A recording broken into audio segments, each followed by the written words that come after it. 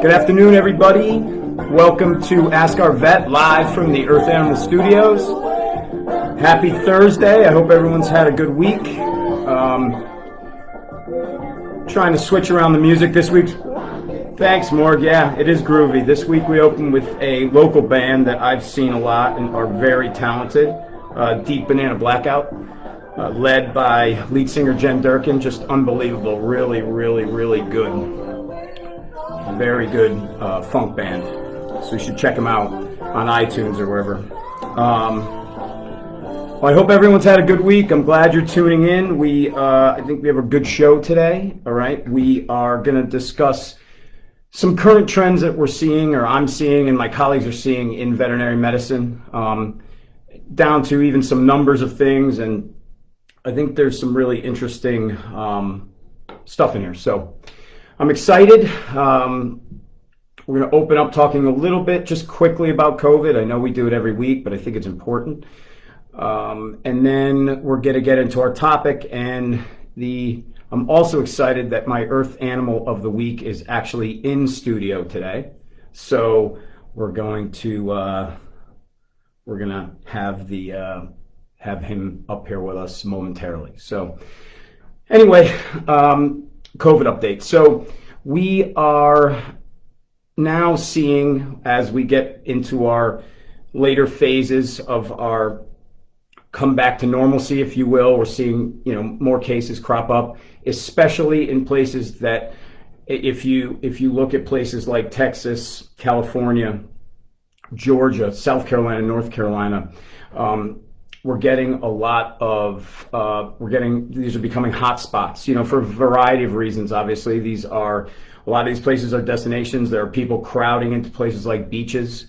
I think specifically, we have some places where politicians are arguing for people's right to wear masks or not wear masks. I think, again, to politicize this is absolutely ridiculous. I think we're dealing with an epidemic. We all need to be in masks. We all need to social distance. And we all need to look out for our brothers and sisters, right? Bottom line. If we all do that, we'll get through it. So that's all I'm going to do on COVID today, just to say, everyone look out for their neighbor, because if you do that, then we're all watching each other's backs, right? So let's continue to do that. All right. Yeah, Rob, Jen Durkin does rock. Just great voice, great artist, really, really good. So kind of cool opener, I thought. Anyway, my Earth Animal of the Week. So each week I pick something that inspires me, whether, again, we're all Earth animals, whether it's a person or an animal or a companion animal or a wild animal. And this week is, that's funny, Rob. This week is no different. I'll give you a little backstory to this. So my daughter's birthday on Sunday, we were all at home. We had dinner. We were getting ready to watch a movie. It was about, 8:30, just getting dark, 8:30, 8:45, something like that. And there was a knock on my front door, which usually for me at that time of night means some sort of an animal issue, whether it's, again, companion or someone has an animal question or need. So we get up, we go to the door. There's two young girls, our neighbors. They have found a baby bird, okay? It had fallen out of the nest. He was injured. He was bruised. He had taken quite a fall. Very young, almost no feathers, certainly not at the stage. And I'm going to use this as well to talk to everybody about, a lot of birds right now are at the stage where they're learning how to fly, and those are not the birds we want to interfere with, right? We do not want to go in the backyard when we have birds with full feathers that are learning how to fly and catch them. This is part of their natural thing. You have to leave them alone. Certainly watch your pets with them. Don't let your pets in the backyard. But this little guy was not that. He was, like I said, really, really young. No real feathers, so to speak, just a few, and injured. So I took him in. I ran into my clinic, got some little electrolyte solutions, things like that. I really did not expect him to really make it even through the night. And this is why he's my Earth Animal of the Week, because the toughness and resilience in this little one is amazing. So, long story short, we've been attached at the hip for the past 5+ days now, and I am nursing him to health, and he is a rock star. So I'm gonna show him to everybody because, like I said, where I go, he goes, because we have to feed him I just fed you. I just fed you. So everyone can see, in the camera, this is Kevin. Everyone can see him. Kevin's a little starling baby. Hey, buddy. Hey, kid. And it's amazing how resilient this little one is. Isn't he handsome? You guys get a good look at him there? Let's see if we can get him a little turned around. Come here, sweetie. And how much he's grown in the past 5 days, the amount of feathers that he's getting, how bright he is. His eyes weren't open when he first came, and he's eating absolutely like a champ. So he is my Earth Animal of the Week, and he's really my pal. So we're going to continue to nurse him. He's doing his part. He really is. All right, come here, buddy. We'll settle down here. So I thought that would be kind of cool for you guys to see him, and just to see what, for such a little guy and to take such a fall like that, to be that resilient is amazing. And we did the whole Kevin after Kevin McAllister from Home Alone, because I felt like he was by himself. No, he's not, Steph. He's not.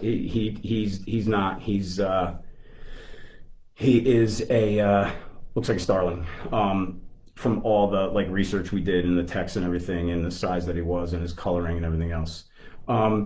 So I knew somebody was going to ask me this as very funny, Michael. Do I chew up his food for him? And I knew I was going to get one of those inevitably when I showed him to everybody. But no, we prepare his food. It's a mixture. There's several things part of their diet's a high protein cat food, some applesauce, some calcium, avian vitamins, a couple other things, and we have to mix it up. If you ever saw, he is handsome. I do agree with you, Don. If you ever saw how much he eats, and it's stunning, and how fast he's growing, it's remarkable. But he's so far so good. We're going to keep at it.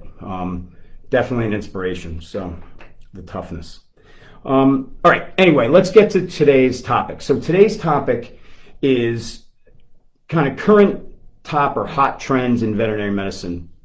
Just some things that myself and my colleagues are seeing kind of nationally, all right? And I definitely welcome input from you guys. Part of this is just part of doing this live is to get your input and have you guys weigh in on things. Questions along the way, we'll take them as we go. We've got several things to talk about, and at the end of this, we are going to be doing a giveaway. As was posted, we're going to be doing a $100 gift certificate to your favorite independent retail pet store. So I think it's a great prize. So listen up to the information. Don't try not to sleep through my talk here, which you may or may not usually do. But anyway, so let's get to it. All right. I think the first thing I wanted to start with when we talk about current trends is the current population trend in companion animals, basically cats and dogs, right? And also the smaller pocket pets and things like reptiles. The pet population over the last 10 years, and it's obviously been on the steady incline, but over the last 10 years, it's just exploded. And another interesting thing for all you cat people out there is that cats, years ago, dogs far outnumbered cats in the pet population, and that gap has significantly closed. I know a lot of people that have both, like myself. I've always had dogs and cats, but the gap of the total population has really narrowed. And depending on, different studies have different numbers, but roughly the kind of average out. So they estimate in 2019, we don't have 2020 data, and I want to talk about that as well, but in 2019, they estimate that there are 80 to 90 million dogs in the United States and the potential for just slightly higher amount of cats. And it runs about 50-50 now, okay? When you look at percentage of households, there may be a slightly higher percentage of households that have dogs, but cats, because oftentimes people who have cats have multiple cats, the population kind of evens out in that regard, okay? And things like reptiles, all right, like my niece's bearded dragon Carlos, right? Reptiles have been steadily on the rise of the past 10 years, okay, steadily, and by a large percentage, just every year they go up. And I certainly see that a lot of my clients have dogs, cats, and oftentimes, especially if they have children, have other pets, reptiles, and so it is something that is absolutely on the rise across the board. All right. The other thing too is the pet industry has exploded across the board. Right. They estimate that in 2019 that there was $75 to $100 billion spent in the pet space. I mean, you think about those are astronomical in the U.S. Those are astronomical numbers, and you start to think about the world, and you think it really is. It's amazing. They're staggering numbers, right? And they're steadily going up. The one thing that I will tell you is it'll be interesting to revisit this next year because I have never in my whole career seen the amount of pets both bought and adopted over the past few months. And which again, silver lining that all these pets are being adopted, silver lining to COVID, to the point where our distributors were running out of things for the clinics pertaining, vaccines or things like that pertaining to puppies that I've never seen go on back order or not be able to get because of the demand was so high. So I can't wait to see the numbers that are going to kind of come along for 2020. That we'll get next year, but we definitely want to revisit this because I think the jump this year is going to be huge. All right, and again, silver lining, people are home, they have the time, and they thought, a lot of people thought it was a good time to adopt, and that's just absolutely wonderful. All right. The second thing pertaining specifically to veterinary medicine and what we're seeing is the technology and the specialty medicine in veterinary medicine just continuing to excel, right? We're seeing much more and much higher. Veterinary medicine oftentimes follows the patterns of human medicine, just a few years behind. So with these things like advanced diagnostics, which having CT scans and MRI scans just available that you can right on the spot in a lot of the specialty referral practices, right? 15 years ago, 20 years ago, that was unheard of.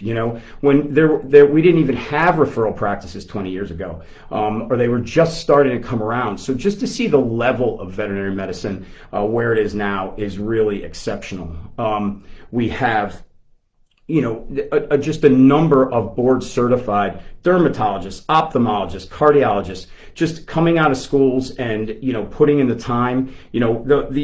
These board certified doctors have to then go after, have gone to 4 years of college, then 4 to 5 years of veterinary school, have to get out and do their residency, which can be 3 to 4 years with a concurrent master's. So the amount of schooling that goes into these internists and is in surgeons and just really amazing. And so what it's doing is upping the care that we can provide on the spot. And your family practices, my practice and my colleagues' practices have just, again, the technology that we have at our fingertips is so much better now, where the vast majority of us have digital x-rays, which just can see so much better than the traditional x-rays at certain tissues. And we're able to, if we need a consult, to just immediately, email those over to a radiologist to read. And just so the things we have at our fingertips are our in-house blood machines. So we can get, whereas before we didn't have, years ago, we didn't have the chance to get blood on the spot. We had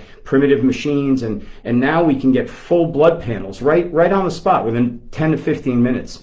Which dramatically improves our care of the patient, because the more you can identify certain disease processes, the faster you can get to treatment, usually the better outcome. So I think, that's one of the big kind of current trends is more and more specialization, and better care overall for our patients, which is wonderful. Hey, Cooper. Hey, Claudia, thanks for tuning in. Hi, Coop.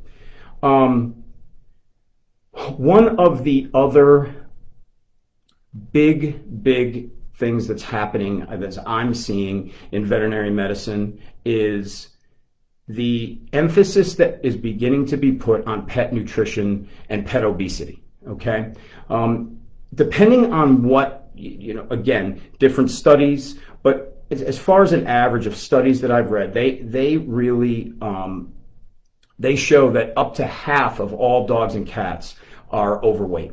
Okay, and as more and more studies are being done that shows what you put in your body and your gut health, how that affects, for people and animals, how that affects the overall health and mental well-being of again people and animals. There's a lot more emphasis being put on nutrition and exercise in animals. Okay, there was a study at University of California done, I believe, last year, that actually showed that that your gut health or that animals' gut health, dogs they did it on, has a direct impact on their brain function, serotonin release, how they potentially respond to fear. So I think behavior in our animals is directly affected by what their gut health is, which is directly affected by nutrition. All right. So, more and more veterinarians are getting together with our clients and our patients and designing individualized target diet plans. And exercise regimens, and saying, it is very important. It's important I know with my dogs, specifically, like we bring up, I talk about Sadie all the time on here, who's our youngest, but she needs to move. She needs to run. She needs to play catch. She needs to be stimulated. And it really does improve her overall demeanor and overall just how she's doing in general. So I think that's really important.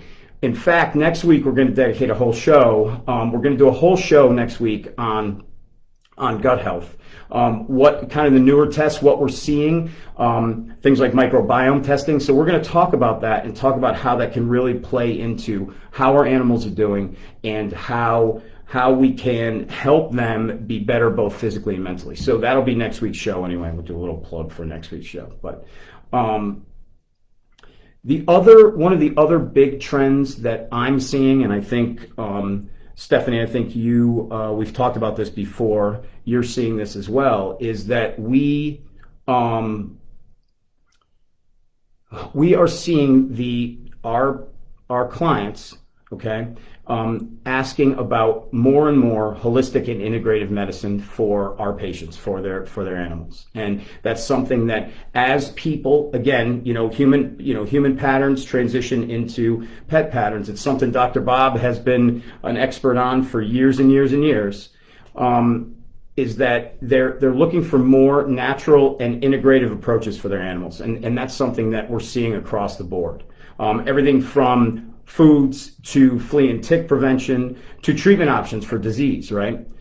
And that's something that's big. That's something that we've been seeing progressively, and it's getting more and more. And I think it's wonderful. It really, truly, this kind of approach and this need is really one of the major reasons why I've joined Earth Animal, because I've seen the power of integrative medicine through my work with Dr. Bob, with my patients, throughout the last several years. And just so it's one of the major reasons why I joined Earth Animal, so I can continue to explore that and continue to learn from him and look at new approaches for my patients and animals all over. So that's really one of the major reasons why I'm here. Let's see. So people checking in. Hey, Basil. Hey, Dad. Thanks for checking in. Hi, Marianne. Oh, no, that's okay. It's good to talk to you. Oh, thanks, Steph.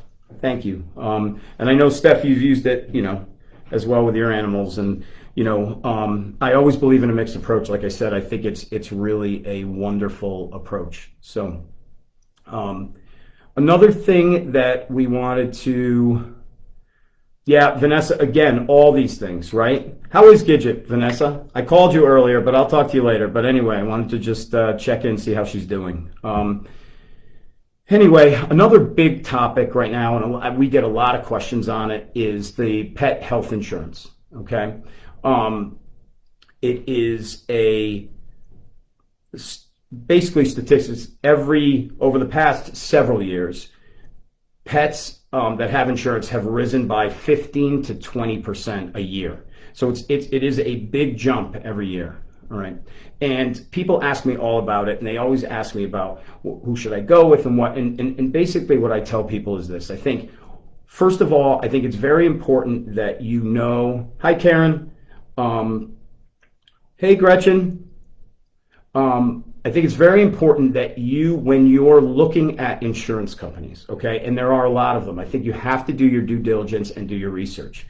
And you always want to cater your insurance to the pet that you have, right? Young, healthy, older, some previous problems, things like that, because there are so many different levels, so many different plans and programs that they offer. I think you really have to do your research on it.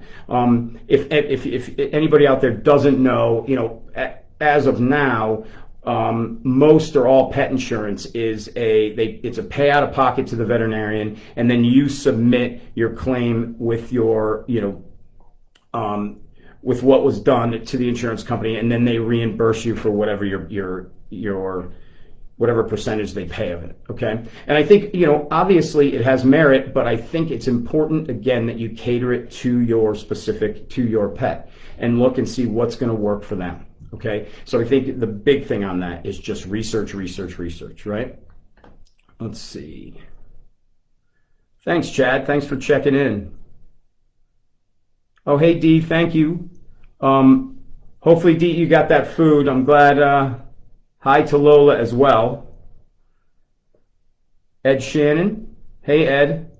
You missed the beard? Well, I'll tell you who doesn't miss the beard, me. Especially now with the mask and the fact that we're working outside. That was really tough. It's tough working outside with a beard and a mask on, I can tell you that. Maybe I'm not that tough, but it was. All right, Sue has a question. We'll take a quick, we'll go to a question. Can you change coverage as it goes on? Well, I think obviously it depends on the company. All right. I certainly think you can in certain circumstances, depending on pre-existing conditions or what's going on, and obviously medical records and everything else. But that's part of what you should do when you start researching these, is see what they offer, see what you can do, and don't lock yourself into something that's not going to benefit you or your pet, right? And because there are so many different plans out there. And I think it's a good topic for another show too, where we can just focus in and just talk, not specific companies necessarily, but just kind of what the most common policies are, and kind of where we have similarities and differences kind of throughout the field, right? But certainly it is something that's growing by leaps and bounds. Hey, Tom. I miss you, Tom. It's good to hear. Good to hear from you. Hopefully I'll see you soon. Anyway, let's see. I'm glad Lola's doing well. That's wonderful. That's wonderful. Hi, Dr. Rebecca. Thanks for tuning in. One of the other things that I want to talk about, something that I'm seeing really over the last, specifically probably 3 to 5 years, that's really come to the forefront, is vaccination protocols and the technology in that's going into vaccines. And veterinarians as a whole are evolving, right? And as time goes on, what we're trying to do as a whole is really cater vaccination protocols to the individuals, right? And certainly years and years ago, they had these standard, you do this, this, then this on the cat, you do this, this, this on the dog. And I do believe in vaccination, but I am very adamant about certainly vaccination by need. Okay, and I think that is a very important distinction, and I think you have to take every specific animal that comes in and see what their circumstances are. The other thing is vaccinations themselves, the technology has really improved. What goes into the vaccine, what they call adjuvants, right? Which they used to, things that weren't the actual specific antigen in the vaccines, but actually just things that help with uptake. And the advancements in those and lessening what doesn't have to be in there has become just full circle. And a lot of vaccines where they're doing things like recombinant, or they're actually very well science vaccines, not the old, the specific Louis Pasteur, where they deactivate something and put it into the body, because those obviously they had, you can have trouble with those. So the vaccines across the board have become better. And again, I think as a whole, we are really working to not over vaccinate and really vaccinate these animals by need.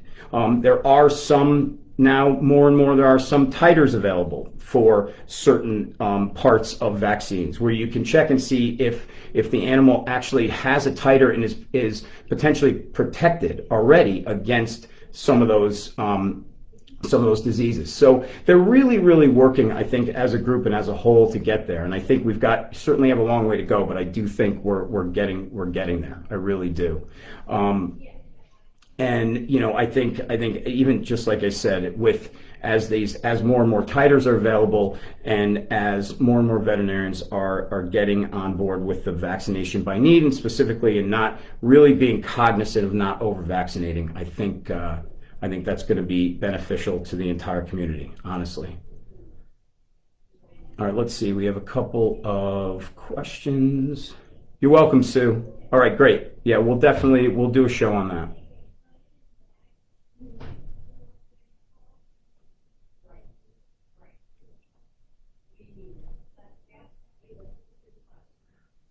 Yeah, I think, Rob, you're right. I mean, I think the insurance is a good topic, and I think, again, we'll have to do that. We'll make it a point sometime. We've got our next 4 weeks planned out, but I think after that, maybe in that next cycle, we'll do a show on it so we can talk about it, and I'll get some figures and everything, some real specifics. I think that'll be good.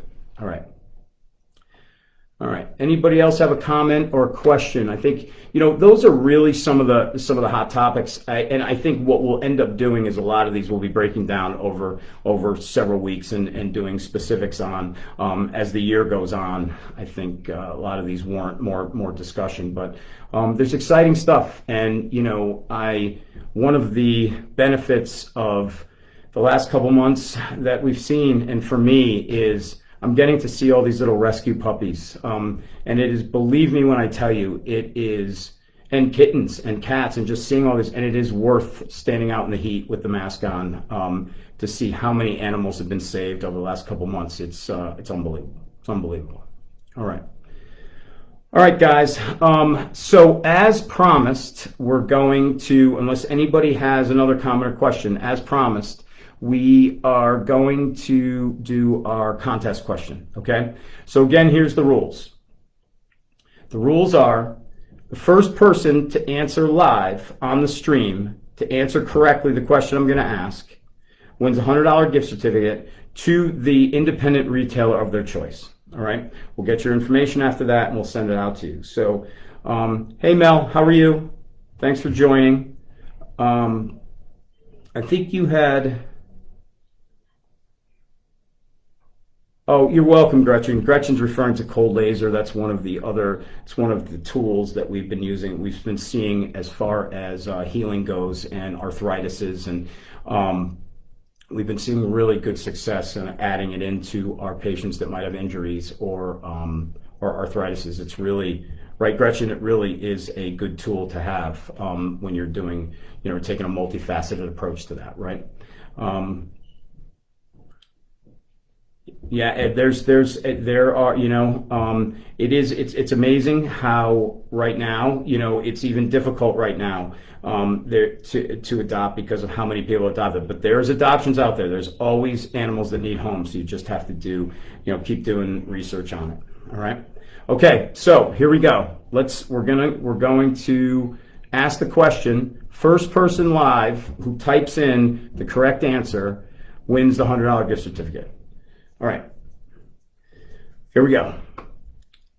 So earlier on in the talk, what did I say the total dollars spent on pets in the U.S. last year was? What was the range? Total dollars spent in the U.S. animals.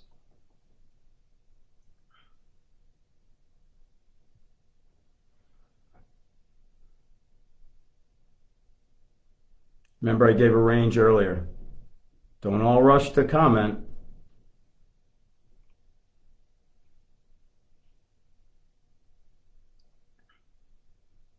People looking it up?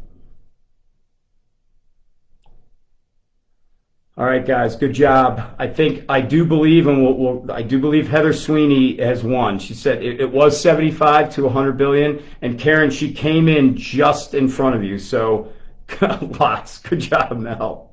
But Heather, you're the winner. You're the winner. So we'll get your information, and all right. We have a winner, everybody. So anyway, and guys, thank you for paying attention. Rob, you are right. It is more than 3, but you weren't the first one in, and I don't know if we would have accepted that, but anyway. So Heather, congratulations. That's great. So you win the $100 gift certificate, and again, we will get your information. All right. All right, everybody. Listen, everybody have a wonderful, wonderful weekend. I think it's a little stormy up here for the next, 24 hours in the Northeast, but looks like the weekend's going to be pretty good, a little hot. Next week, again, like I said, we're going to be I think next week is a very interesting topic. We're going to be talking about gut health and how important that is, not only in people, but specifically what we're going to be discussing is animals and how their gut health affects all the rest of the processes in their body. And there's some newer testing going on to elucidate that and to show we can show before and after when we're doing diets and supplements and things. We can actually show improvement overall in the gut and just how that correlates with the improvement in the animals. So I really do think it's a very not only important but a really good topic next week. So everyone tune in on Thursday. Miriam, we'll talk about that, okay? We'll have a chat about that. I've got some ideas for you. All right. Let's see what else. Oh, thanks, Mel. Yeah, listen, love to have you watch. I really appreciate it, and I appreciate everybody watching.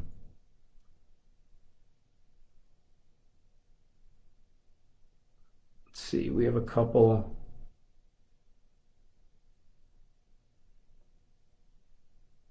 Oh, yeah.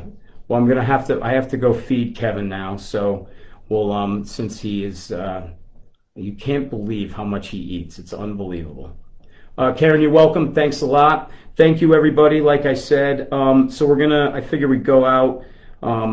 I don't know, I was feeling a little G-Love and special sauce today, so we're going to go out with a little hot cooking. This is for Stephanie. And by the way, Sue out in Nevada, thank you for dropping the really kind note last night. I certainly miss you. Congrats on the new pup, all right? I'm not sure if you're watching today, but hopefully you are. All right, everybody, hot cooking, G-Love.